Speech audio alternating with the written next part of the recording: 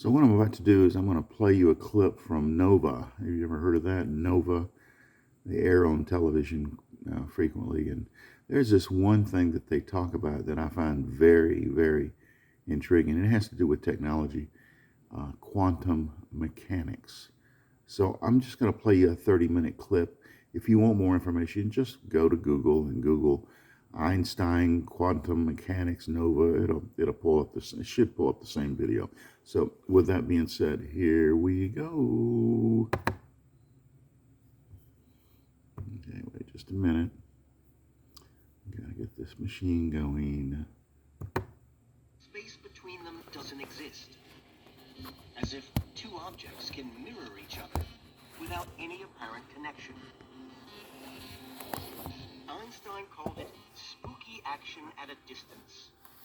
He rejected the idea and tried to prove it couldn't be real. I'm going to turn this up a bit. You can barely hear it. But if entanglement isn't real, technologies could be in jeopardy. Quantum computers, quantum encryption, they depend on entanglement being a fact in the world. Underlying it all is a profound question. Do we live in Einstein's universe of common sense laws? Or a bizarre quantum reality that allows spooky connections across space and time?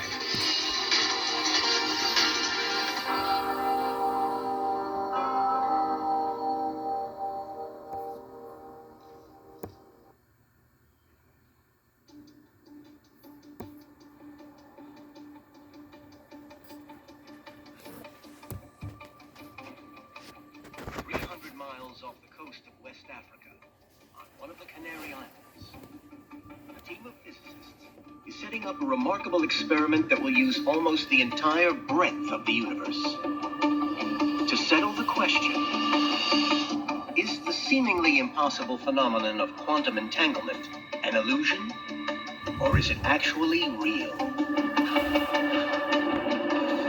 Leading the team is Anton Zeilinger. So we are now going up the mountain towards the Roque de los Muchachos. So everything looks perfect today. It's a precarious undertaking. They've got a short window on two of Europe's largest telescopes. Each one will simultaneously focus on a different quasar, an extremely distant galaxy emitting huge amounts of light from its core. This light will be used to control precise equipment that must be perfectly aligned to make measurements on tiny subatomic particles. Jamal, what's up, man? Famine all up north, Charlie, okay? Okay. And if that isn't tricky enough, the weather on the mountain is notoriously unpredictable. The team needs perfect conditions for the experiment to work. In the end, it could be running smoothly, or there need to be a couple of decisions made, in an excited state in the last instant.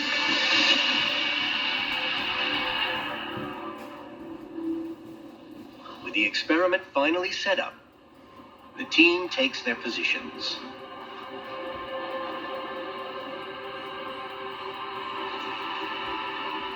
David Kaiser has worked on this experiment with his colleagues Jason Galicchio and Andy Friedman for 4 years. Coordinating it all is Dominic Rausch. The experiment is his thesis project, and it's been years in the making. But as darkness falls, temperatures on the mountain begin to drop.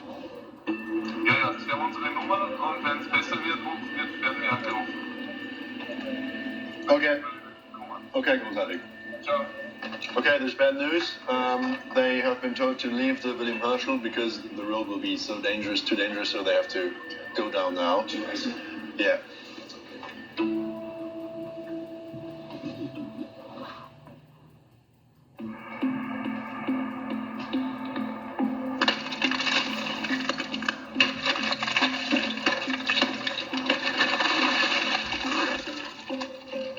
The next day, the team prepares for another attempt.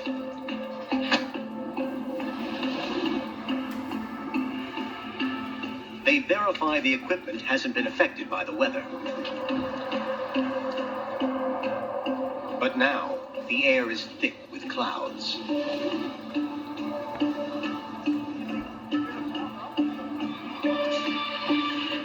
Here's the humidity at the various telescopes, and you see the humidity is 100%. So as long as this lasts, we can't do much.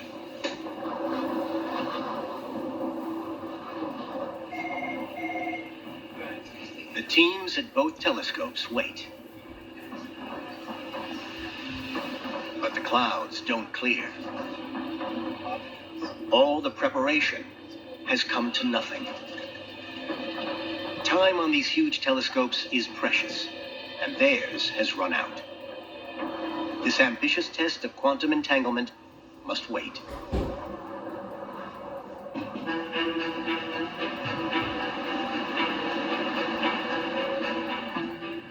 Why are physicists so determined to put this bizarre aspect of quantum mechanics to the ultimate test? To explore the beginning of the story, David Kaiser has come to Brussels, the city that Albert Einstein traveled to in 1927, to attend a meeting about a new theory that described the microworld of atoms and tiny particles, quantum mechanics. Quantum mechanics is one of those amazing intellectual achievements in human history. For the first time, scientists were able to probe a world that was, until then, quite invisible to us. Looking at the world at the scale of atoms, 1,000,000 times smaller than the width of a human hair. One way to think about the scales is that if you take an everyday object, like a soccer ball, and you enlarge that soccer ball so that actually you can see the individual atoms, you roughly have to make it the size of the Earth, and then move into that planet. Then you are in the world of atoms and particles. It was the nature of fundamental particles which make up the world we see around us that Einstein had come to Brussels to discuss. And it was here that Einstein entered into a heated debate that would lead to the discovery of quantum entanglement. A concept that would trouble him for the rest of his life. David Kaiser has come to the place where it all began. This is the original Solvay Institute building. Beautiful, grand building. And this is the place back in October 1927 where the 5th Solvay conference was held. This amazing week-long series of discussions on really what the world is made of, on the nature of matter and the new quantum theory. And these steps are the very steps on which this famous group photograph was taken. It's a collection of some of the most brilliant people in the world. Here in the front row, we see Albert Einstein and the great Marie Curie and Max Planck. In the back row, standing the dapper Erwin Schrödinger and these sort of brash 20-year-olds or mid-20s, Werner Heisenberg and Wolfgang Pauli. These scientists were the pioneers of quantum mechanics. I had a huge version of this photograph up on the wall. It was a poster in my college dorm room. My roommates had their favorite bands, and I had the 1927 Solvay conference, which says a lot. This was one of the greatest meetings of minds in history. More than half were or would become Nobel Prize winners. Their experiments were showing that deep inside matter, tiny particles like atoms and their orbiting electrons were not solid little spheres. They seemed fuzzy and undefined. So this group here, these were the folks who had just been plumbing deeper and deeper and deeper to find what they hoped would be a bedrock of what the world is made of. And to their surprise, they found things less and less solid as they dug in. This world was not tiny little bricks that got smaller and smaller. At some point, the bricks gave way to this mush. And what looked like solidity, solidness, in fact, became very confusing and kind of a whole new way of thinking about nature. The theory of quantum mechanics presented at the meeting was strange. It said that a particle, like an electron, isn't physically real until it's observed, measured by an instrument that can detect it. Before it's detected, instead of being a solid particle, an electron is just a fuzzy wave, a wave of probability. These objects, like electrons and atoms, when we describe mathematically their behavior, the only thing we can describe is the probability of being at one place or another. It's like a wave of all those different possibilities. It's not that the electron is in one place or the other, we just don't know. It's that the electron really is a combination of every possible place it could be until we look at it. Quantum mechanics only tells us the probability of a particle's properties, like location. Laws of nature were no longer definite statements about what's going to happen next. They were just statements about probabilities. And Einstein thought, well, that's defeat. You're giving up on the heart of what physics has been, namely to give a complete description of reality. For Einstein, the idea that particles only pop into existence when they're observed is akin to magic. It said he asked, "Do you really believe the moon is not there when you are not looking at it?" Outside of the formal setting of the conference, he challenged the most vocal supporter of these ideas, the great Danish physicist Niels Bohr. Einstein would show up to breakfast at the hotel, and Niels Bohr would be there, and Einstein would present his latest challenge. Niels Bohr would sort of mumble and wonder and confer with his younger colleagues. They'd head off to the formal meeting at the Institute, and somehow every night by supper time, Bohr would have an answer. One of the observers said that Einstein was like a jack-in-the-box. Every day he'd pop up with a new challenge, and Bohr would flick this way and that, and in the end by supper have crushed that one, and it would start all over again. To Bohr and his colleagues, quantum mechanics not only explained experimental results, its mathematics were elegant and beautiful. And since Einstein hadn't found flaws in their equations, they left the Solvay meeting feeling more confident than ever in their ideas. But Einstein didn't give up his conviction that quantum mechanics was flawed. And in his refusal to accept the weird implications of the theory, he would wind up uncovering something even weirder. In 1933, with the Nazi Party in power in Germany, Einstein chose to settle in America and took a position at the Institute for Advanced Study in Princeton, New Jersey. He recruited two physicists to help him, Nathan Rosen and Boris Podolsky. And in 1935, at afternoon tea, the three men spotted a possible flaw in quantum mechanics that would shape the very foundations of the theory. They noticed that the mathematics of quantum mechanics led to a seemingly impossible situation. Today, Robert Dijkgraaf is the director of the Institute. Apparently Podolsky said, well, Professor Einstein, this is very important in your arguments showing that quantum theory is incomplete. So they've got this very animated discussion, and what happens still is now you have a bunch of scientists discussing, and at some point someone says, let's write a paper together. So they did. Their paper, known today as EPR, argued that the equations of quantum mechanics predicted an impossible connection between particles, a seemingly magical effect. It would be like having two particles, each hidden under a cup. Looking at one mysteriously causes the other to reveal itself too, with matching properties. Quantum theory suggested this effect could happen in the real world. For example, with particles of light, photons.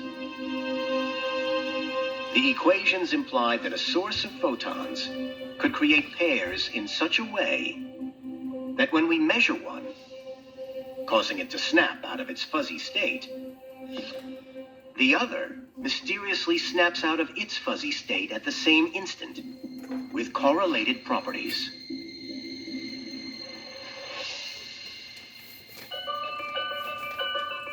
The 1935 paper that described this effect has become Einstein's most referenced work of all.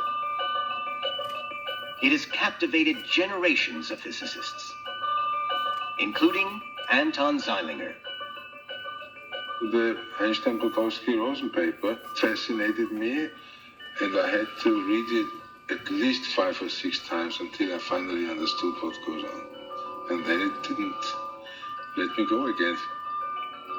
Another way to think of the paired particles is to imagine a game of chance that's somehow rigged.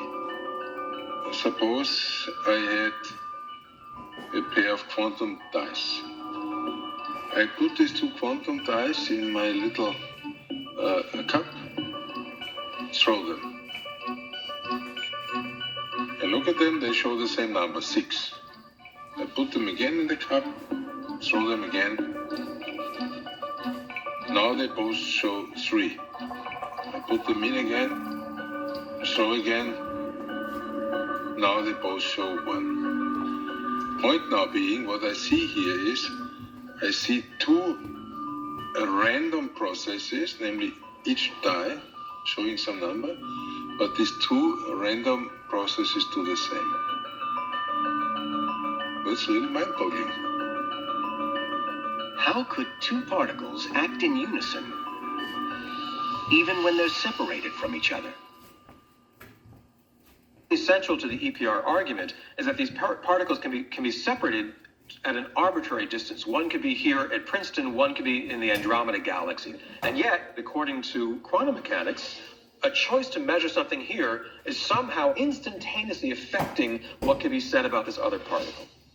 You can't go from Princeton to Andromeda instantly. And yet that, they argued, is what the equations of quantum mechanics seem to imply. And that, they said, so much the worse for quantum mechanics. The world simply can't operate that way.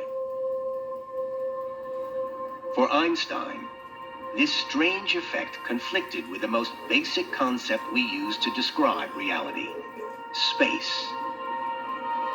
For him, objects, particles, everything that exists is located in space. Space, together with time, was the key ingredient in his theory of special relativity, with its famous equation E equals mc squared. Einstein, of course, was the master of space-time. He thought that if something happened here, that shouldn't immediately and instantaneously change something that is going on over there, the principle of locality, as we currently call it. For Einstein, it's simply common sense that if objects are separated in space, for one to affect the other, something must travel between them.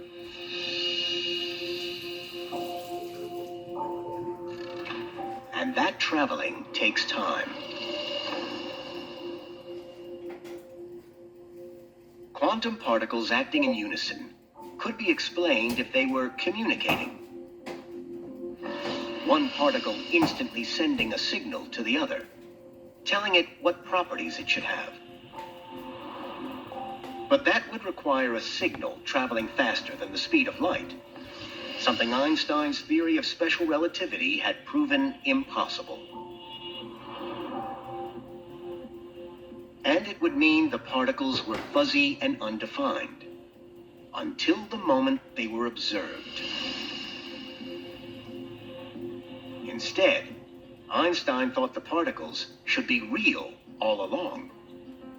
They must carry with them a hidden layer of deeper physics that determines their properties from the start. Almost the way that magic tricks, while appearing mysterious, have a hidden explanation. But this hidden physics was missing from quantum theory. So Einstein, Podolsky, and Rosen argued that quantum mechanics was incomplete. Podolsky was very enthusiastic about this project. In fact, he was so enthusiastic that he ran to the New York Times and told them the news. So Einstein was really upset with Podolsky and apparently didn't speak to him anymore. When Niels Bohr heard of Einstein's paper, he wrote an obscure response, arguing that one particle could somehow mysteriously influence the other.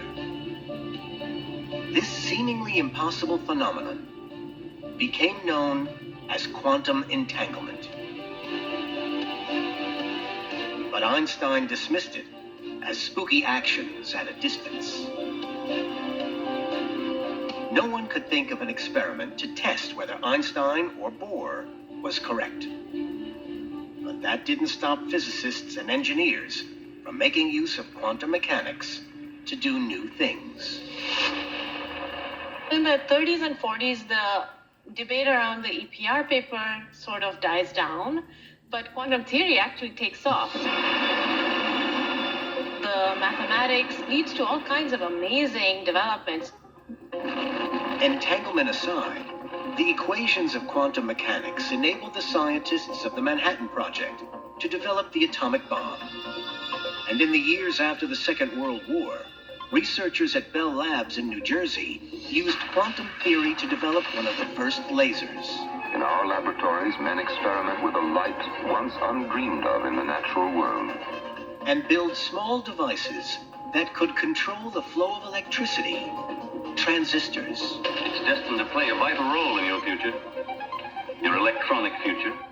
Transistors became the building blocks of the burgeoning field of electronics. Computers, disk drives, the entire digital revolution soon followed, all made possible by the equations of quantum theory. Yet Einstein's questions about entanglement and what it implied about the incompleteness of quantum mechanics remained unanswered until the 1960s, when a physicist from Northern Ireland made a remarkable breakthrough. John Bell. Bell was a very talented young physics student, but he quickly grew dissatisfied with what he considered almost a kind of dishonesty among his teachers. Bell insisted that Einstein's questions about quantum mechanics had not been addressed. He got into shouting matches with his professors. Don't tell us that Bohr solved all the problems. This really deserves further thought. Quantum mechanics has been fantastically successful, so it is a very intriguing situation that at the foundation of all that impressive success, there are these great doubts. It's a very strange thing that ever since the 1930s, the idea of sitting and thinking hard about the foundations of quantum mechanics has been disreputable among professional physicists. When people tried to do that, they were kicked out of physics departments. And so for someone like Bell, he needed to have a day job doing ordinary particle physics. But at night, hidden away, he could do work on the foundations of quantum mechanics. Bell became a leading particle physicist at CERN in Geneva, but he continued to explore the debate between Einstein and Bohr. And in 1964, he published an astonishing paper. Bell proved that Bohr's and Einstein's ideas made different predictions. If you could randomly perform one of two possible measurements on each particle and check how often the results lined up, the answer would reveal whether we lived in Einstein's world, a world that followed common sense laws, or Bohr's, a world that was deeply strange and allowed spooky quantum connections. We now know with hindsight this was one of the most significant articles in the history of physics, not just the history of 20th century physics, in the history of the field as a whole. But Bell's article appears in this, sort of out-of-the-way journal. In fact, the journal itself folds a few years later. This is not central to the physics community. It's sort of dutifully filed on library shelves and then forgotten. It literally collects dust on the shelf. A few years later, completely by chance, a brilliant experimental physicist stumbled upon Bell's article. I thought this is one of the most amazing papers I had ever read in my whole life. And I kept wondering, well, gee, this is wonderful, but where's the experimental evidence? John worked on Bell's theory with fellow physicist Abner Shimoni, and at the University of California, Berkeley, started work on an experiment to test it. He had a talent for tinkering in the lab and building the parts he needed. I used to rummage around here and scavenge for dumpster dive for old equipment. He knew where to find hidden storage rooms like this, which he could raid to salvage spare parts for his experiments.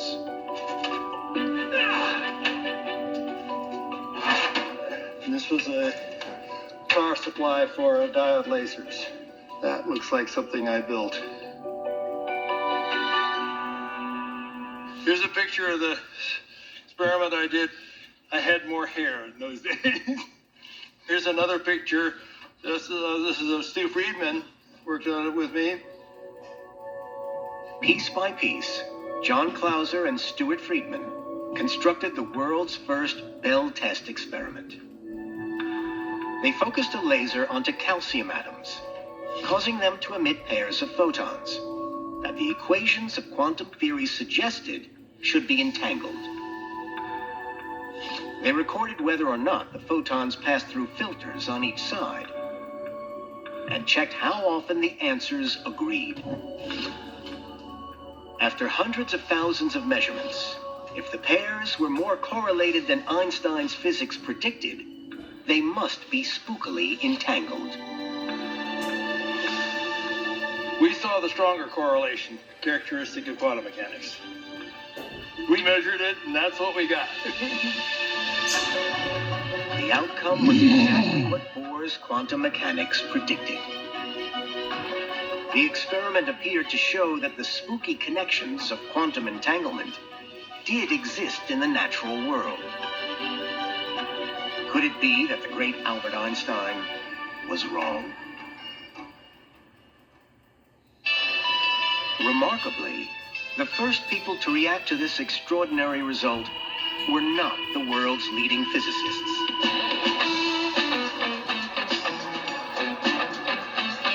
Ronald Reagan's definition of a hippie was someone who dresses like Tarzan, has hair like Jane, and smells like Cheetah.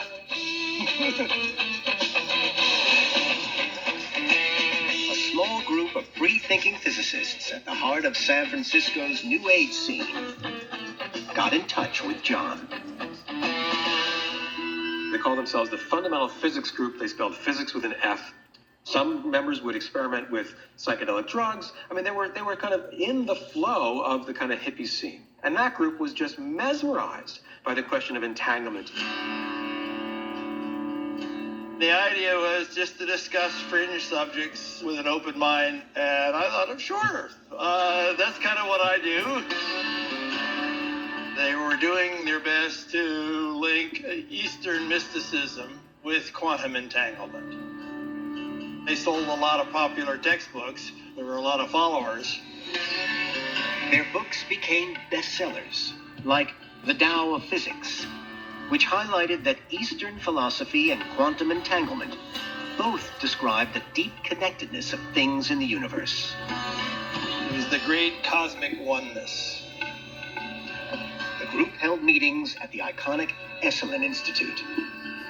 It was a marvelous, beautiful place where they would discuss all of these ideas. It was right on the Pacific coast with the overflow from the hot tubs cascading down the cliffs into the Pacific Ocean. To my knowledge, no useful connections to Eastern mysticism were ever discovered by the group. But it was fun. The Fundamental Physics Group may not have uncovered the secrets of cosmic oneness, but in seeing entanglement as central to physics, they were decades ahead of their time.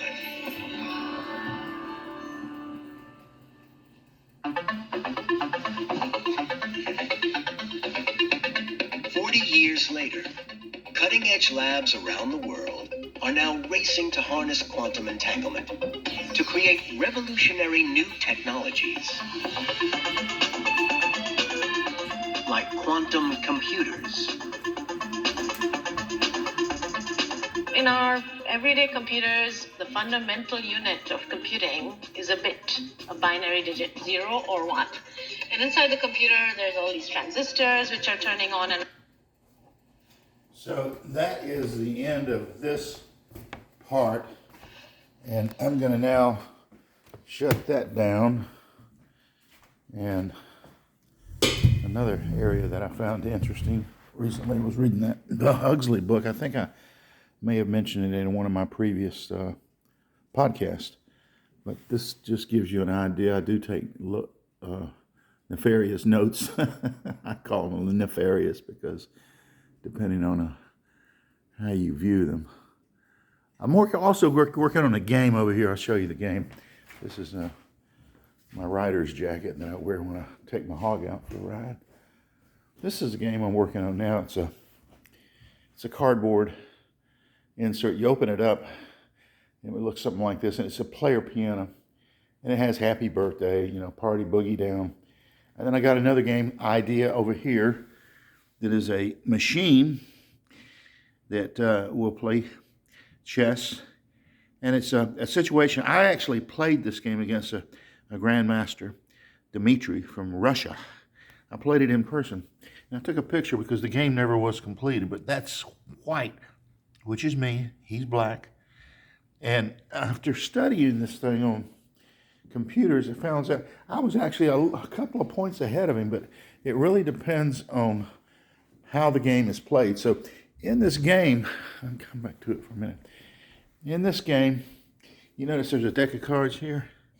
You turn over the cards, and each card has a number on it. And that's the number of minutes or seconds, or it's a unit of time that you have to figure out this, puzzle. Okay, figure out what are the best first 5 moves that you make. What position do you want to establish as white, and then turn the board around, and it's the next player's turn. Okay, listen, I'm running out of time. That's the alarm. I allow 30 minutes for this podcast, so I'm turning it off now. And thank you for your time. Bye, y'all.